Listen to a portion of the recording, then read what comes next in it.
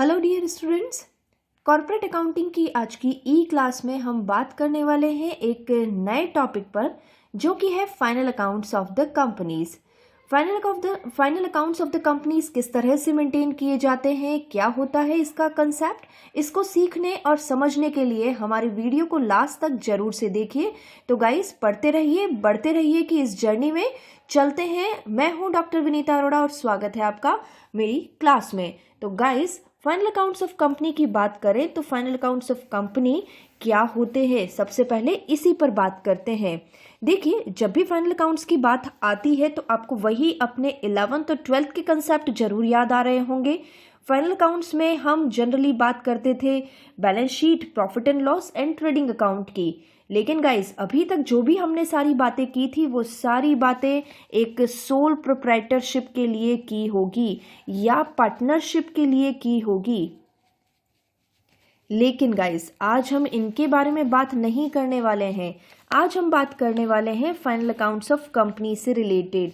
जी हाँ स्टूडेंट्स, किसी भी कंपनी को फाइनल अकाउंट्स बनाना बहुत ही आवश्यक होता है, मैंडेटरी होता है। यदि कंपनी लिस्टेड कंपनी है तो उसके लिए ये एक मैंडेटरी है कंपनी अधिनियम 2013 की धारा 128 के अनुसार। उसे अपने वित्तीय विवरण या फाइनेंशियल स्टेटमेंट्स बनाने ही होंगे। तो गाइस फाइनेंशियल स्टेटमेंट जनरली क्यों बनाए जाते हैं, इसके बारे में कंसेप्ट आपको बहुत अच्छे से पता है कि कंपनी इससे अपनी फाइनेंशियल पोजीशन के बारे में जानकारी प्राप्त करती है।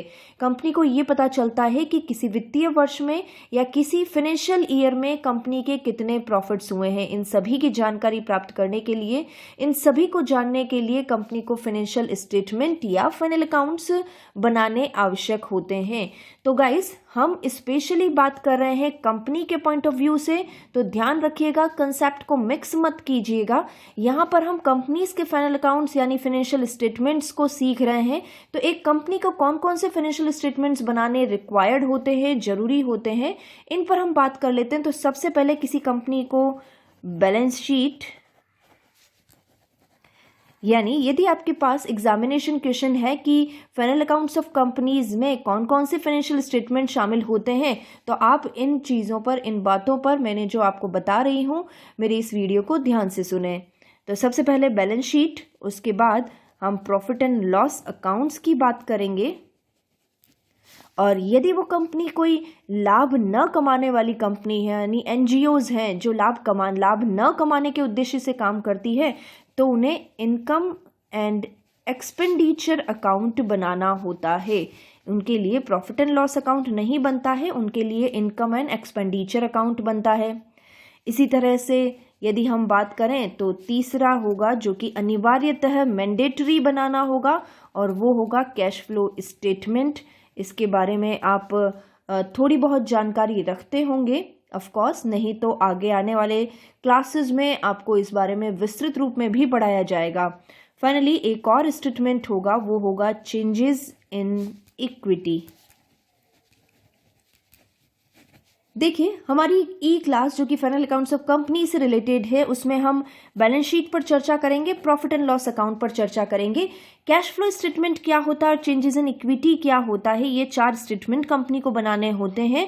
ये क्या होते हैं, इन्हें मैं आपको एक शॉर्ट आइडिया जरूर से दे देती हूँ, क्योंकि एग्जामिनेशन पॉइंट ऑफ व्यू से ये बहुत ज़्यादा इंपॉर्टेंट नहीं है। हमें कंसंट्रेट करना है इन दोनों टॉपिक्स पर। तो देखिए, एक शॉर्ट आइडिया के लिए बात करते हैं। यदि हम कैश फ्लो स्टेटमेंट की बात करते हैं तो कैश फ्लो बात करता है inflow and outflow of cash and cash equivalents. देखिए, इसके बारे में आपने शायद पिछली कक्षाओं में जानकारी जरूर ली होगी। इसके बारे में आप जानते होंगे किस तरह से कैश फ्लो स्टेटमेंट्स तैयार किए जाते हैं। Cash flow from financing activities, from operating activities, from investing activities, ये सारी बातें आपको कैश फ्लो स्टेटमेंट में बतानी होती है। नाउ चेंजेस इन इक्विटी की बात करें तो चेंजेस इन इक्विटी यदि लागू होता है, यदि किसी कंपनी ने एक वर्ष से दूसरे वर्ष में अपनी इक्विटी कैपिटल में कोई चेंजेस किए हों तो उसे चेंजेस इन इक्विटी भी बनाना होगा। तो गाइस कुछ इस तरह से स्टेटमेंट बनाने होंगे।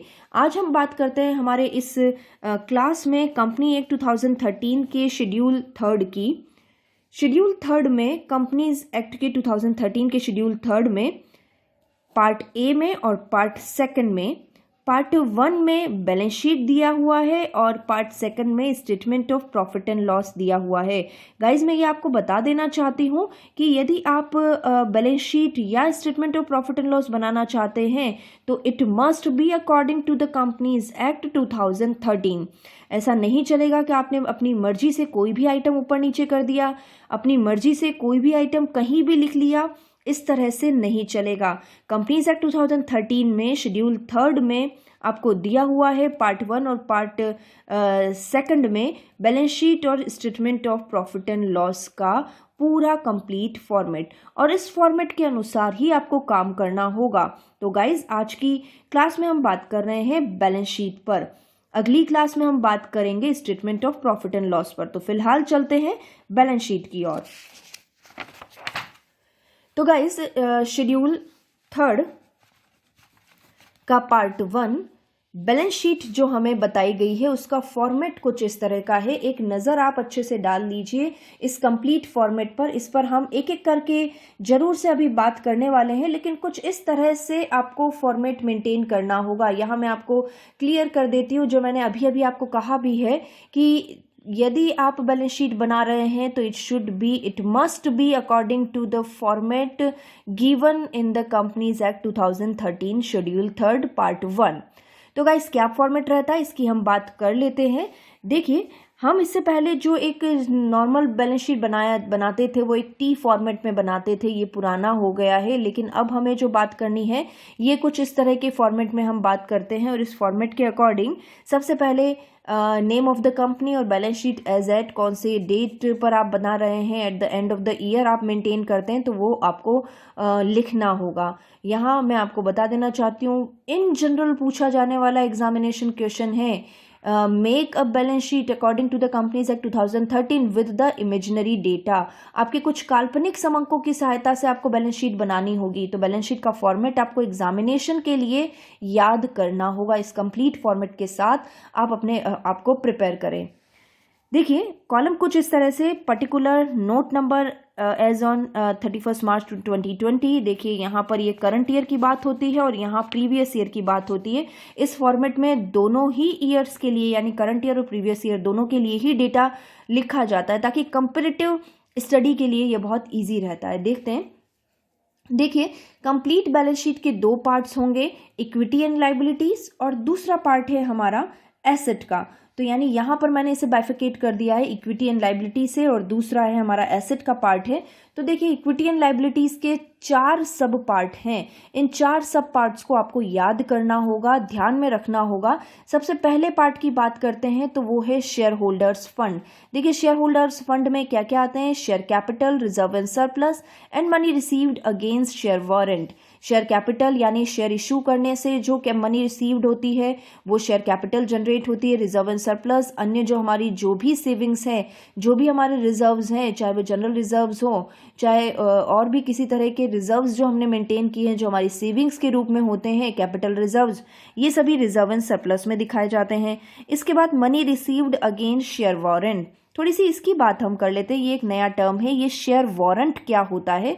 देखिए शेयर वारंट बिल्कुल शेयर की तरह ही होता है, लेकिन फर्क ये होता है इसमें भी बिल्कुल शेयर की तरह ही एक डॉक्यूमेंट होता है जिसपे कंपनी की सील लगी हुई होती है। इसमें जितने शेयर्स लिखे हुए होते हैं इसको खरीदने वाला उतने ही शेयर का स्वामी बनता है।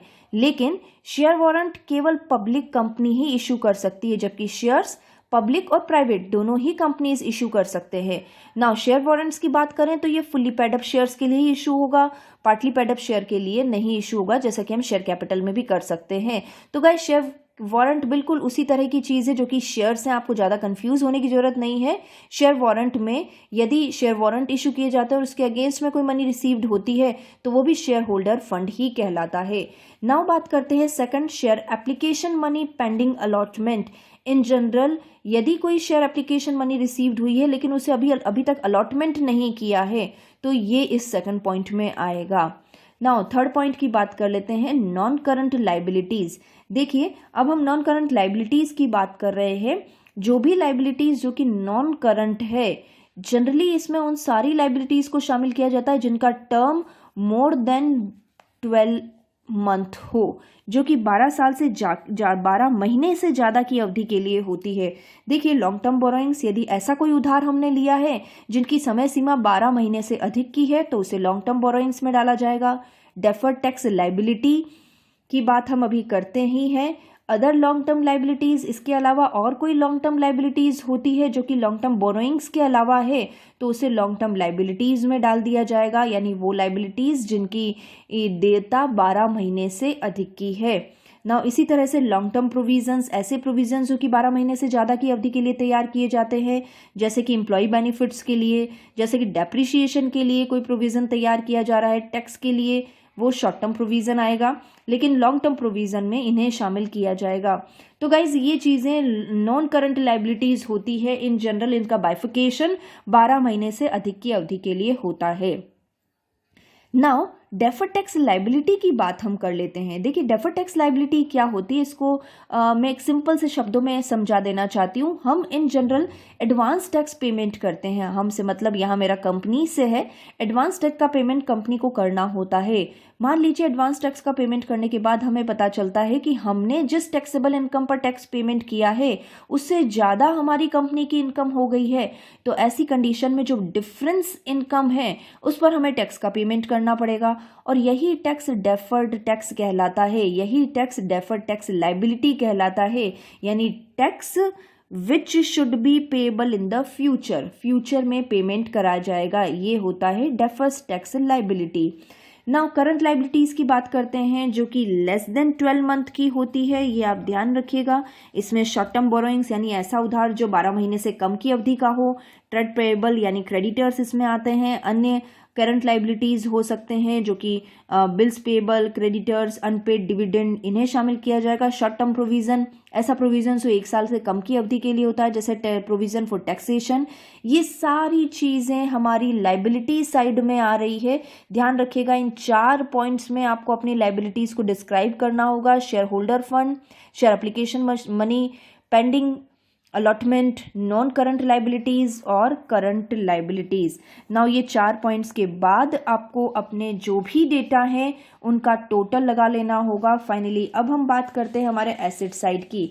देखिए एसेट साइड में केवल 2 ही पॉइंट्स दिए हुए हैं, नॉन करंट एसेट और करंट एसेट। फॉर्मेट बहुत आसान कर दिया गया है, इनको आपको याद करना बहुत इजी है, लेकिन आपको प्रैक्टिस के साथ इन्हें याद करना होगा, ध्यान में रखना होगा, क्योंकि जब भी आपसे प्रश्न पूछा जाता है कि इमेजिनरी फिगर के साथ आप बैलेंस शीट बनाइए तो आपको हर एक आइटम को लिखना होगा और उसके साथ साथ उसकी अमाउंट भी लिखनी होगी। तो इस प्रश्न की प्रैक्टिस आप जरूर करें। नॉन करंट एसेट की बात करते हैं, ऐसी करंट एसेट जिसका कि 12 महीने से कम की अवधि का है। यानी सबसे पहले हम फिक्स एसेट की बात करते हैं, इसमें जो 5 सब पॉइंट्स दिए हुए हैं उनकी बात करते हैं। तो सबसे पहले फिक्स एसेट की बात करते हैं। फिक्स एसेट जिसे कि आप अच्छे से जानते हैं, वो एसेट जो कि कंपनी के ऑपरेटिंग पर्पस से यूज़ नहीं आ रही है, कंपनी के सुविधा के लिए उपयोग में ली जा रही है, व्यवसाय को बढ़ाने के लिए उपयोग में ली जा रही है, तो वो सारी फिक्स एसेट कहलाती हैं। और फिक्स एसेट को हम 2 भागों में बांट सकते हैं, टेंजिबल एसेट्स और इनटेंजिबल एसेट। देखिए टेंजिबल एसेट को आप अच्छे से जानते होंगे कि tangible asset in the sense which we can touch, see. Now इनमें जो आएंगी वो आएंगी फर्नीचर हो सकता है, मशीनरी हो सकती है, मोटर व्हीकल्स हो सकता है, ये सारी चीज़ें, ये सारी एसेट, बिल्डिंग हो सकता है, ये सारी चीज़ें टेंजिबल है जिसे कि हम देख और छू सकते हैं। लेकिन यदि हम इंटेंजिबल एसेट्स की बात करें तो इंटेंजिबल एसेट्स क्या होती है, which we can not see and touch, जिसे हम देख और छू नहीं सकते, जैसे गुडविल हो सकता है, कॉपीराइट हो सकता है, पेटेंट हो सकता है, ये सारी चीज़ें इंटेंजिबल एसेट में आती है और इसे हम नॉन करंट एसेट के फिक्स एसेट के कॉलम में लिखेंगे। नाउ नॉन करंट इन्वेस्टमेंट की बात करते हैं तो इन्वेस्टमेंट इन share, property, securities, debentures, bond, जो अभी अभी हमने इन्वेस्टमेंट अकाउंटिंग की बात की है, बट शर्त इसमें क्या है, ये इनका पीरियड 12 महीने से ज़्यादा का होना चाहिए। ये सभी नॉन करंट इन्वेस्टमेंट कहलाते हैं। नाउ डेफर्ड टैक्स एसेट, इसकी बात अभी हमने की थी लाइबिलिटी के रूप में। नाउ अभी हमने ऐसा किया कि हमारी जो फर्म की इनकम जिस पर हमने टैक्स का पेमेंट किया है, एडवांस टैक्स का पेमेंट किया है, उससे कम हमारी इनकम वास्तव में होती है, तो ऐसी स्थिति में जो बैलेंस रहेगा वो एसेट के रूप में रहेगा, यानी डेफर्ड टैक्स एसेट के रूप में इसे कहलाया जाएगा। नाउ लॉन्ग टर्म लोन, यानी ऐसे लोन जो कि 12 महीने से ज़्यादा की अवधि के हैं और हमने दिए हैं। यहाँ पर बोरोइंग्स की बात की है, कंफ्यूज मत होइएगा। बोरोइंग्स जो हमने यानी कंपनी ने लोन लिए हैं और यहाँ कंपनी लोन देती है। नाउ अदर, यदि कोई नॉन करंट एसेट हो तो उसे लिख दिया जाएगा। करंट एसेट की बात करें तो करंट इन्वेस्टमेंट वही सारे इन्वेस्टमेंट, यानी सिक्योरिटीज़ में preference shares, debenture, equity, bonds, government securities, इन सभी में यदि किसी भी तरह का इन्वेस्टमेंट किया गया है तो वो करंट इन्वेस्टमेंट कहलाएगा। बट शर्त यही है कि इनकी अवधि लेस देन 12 मंथ होनी चाहिए। नाउ इन्वेंट्री, जो हम स्टॉक लिखते हैं, ट्रेड रिसीवेबल यानी जो हम डेटर्स लिखते हैं, कैश एंड कैश इक्विवेलेंट्स यानी cash at bank, cash in hand, साथ ही मार्केटेबल सिक्योरिटीज़, ये सभी चीज़ें इसमें शामिल होती है। नाउ शॉर्ट टर्म लोन, ऐसे लोन जो कंपनी ने दिए हैं लेकिन वो 12 महीने से कम की अवधि के हैं। अन्य कोई करंट एसेट होती है तो उसे यहाँ शामिल कर लिया जाएगा। फाइनली गाइज, इनका टोटल लगा लिया जाएगा। और जैसा कि आप सभी अच्छे से जानते हैं कि हम बैलेंस शीट मेंटेन कर रहे हैं, तो बैलेंस शीट में एसेट साइड और लाइबिलिटी साइड की टोटल मैच होनी चाहिए। मैच होती है तो आपकी बैलेंस शीट एक तौर पर सही होगी। तो गाइज, इस तरह से आज की हमारे वीडियो में हमने सीखा कि किस तरह से कंपनीज एक्ट 2013 में बैलेंस शीट बनाई जाती है। हमारे वीडियो को समझ में आता है, आपको समझ में आ रहा है हमारा वीडियो, तो इसे लाइक और शेयर जरूर करें। और आप हमारे चैनल पर नए हैं, अभी तक आपने इसे सब्सक्राइब नहीं किया है, तो गाइज इसे सब्सक्राइब जरूर से करें। So guys, see you in the next class. Thank you so much.